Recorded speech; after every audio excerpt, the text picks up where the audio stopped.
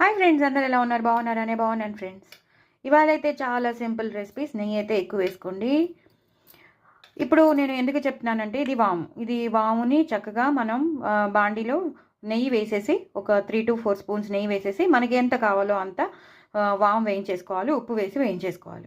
ఆ ఉప్పు వేయించేసుకున్న వాము అన్నాన్ని మనం ఇలాగా మొదటి ముద్దలో ఇలా కలుపుకొని తినేస్తే కడుపులో నొప్పి కానీ, ఎసిడిటీ కానీ, గ్యాస్ ప్రాబ్లం కానీ, లేదా మోషన్స్ కానీ అవుతుంటే మనం ఇవ్వచ్చు. ఎందుకంటే ఇప్పుడు పిల్లలకి ఎఫెక్ట్ అవుతుంది. కాలేజ్కి వెళ్తారు, స్కూల్కి వెళ్తారు, వేరే వేరే వాటర్ తాగుతారు. సో లేదా వేరే బయట కాలేజ్ పిల్లలు వేరేవేవైనా తింటూ ఉంటారు బయట.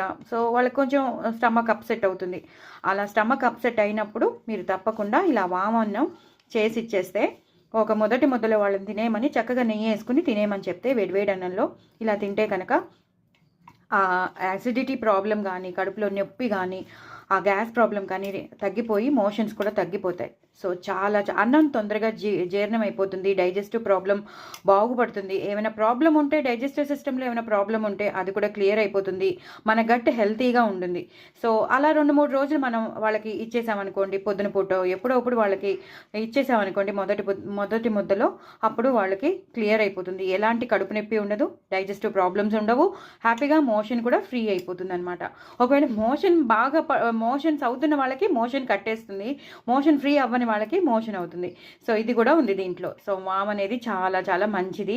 సో తప్పకుండా ఎవరికైనా డైజెస్టివ్ ప్రాబ్లమ్స్ ఉంటే మాత్రం తప్పకుండా మీరు కడుపులో నొప్పి కానీ అలా ఫీల్ అవుతూ ఉంటే మాత్రం తప్పకుండా మీరు, గ్యాస్ ప్రాబ్లం ఉంటే, ఎసిడిటీ ప్రాబ్లం ఉన్న, ఈ మధ్య పిల్లలకి చాలా ఎసిడిటీ ప్రాబ్లమ్స్ వస్తున్నాయి కదా, చిన్న చిన్న పిల్లలకి కూడా మనం హిస్టాక్ వాడాల్సి వస్తుంది, స్పోర్లాక్ ఇలాంటివన్నీ వాడాల్సి వస్తుంది. అలా కాకుండా మనం మొదటి ముద్దలో ఇలాగా వామన్నాన్ని చేసేసి నేను చెప్పాను కదా, వాము వేయించేసుకోవడమే, నేతిలో వేయించేసుకుని తగినంత ఉప్పు వేసేసుకుని ఇలా మొదటి అన్నంలో నెయ్యి వేసి పెట్టేస్తే అయిపోతుంది.